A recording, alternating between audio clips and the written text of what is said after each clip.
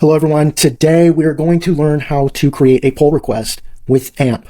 We can do this in the command line interface, we can do this in VS Code, we can do this in Cursor, all with the GH, which is GitHub CLI tool.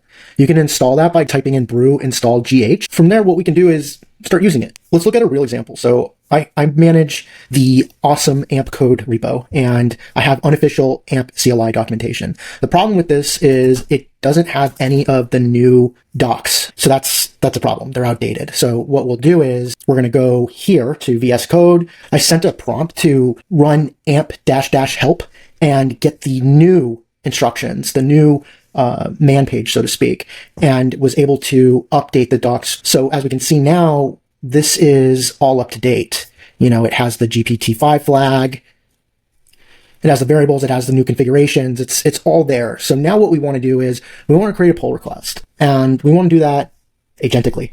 What we're going to do now is we're going to use the AMP prompt in VS Code, and we're going to say, review all the changes, create a descriptive commit message, and then commit them, and then use GH to create a pull request. And then we'll click here to go to the pull request, and there we have it. We have the changed file.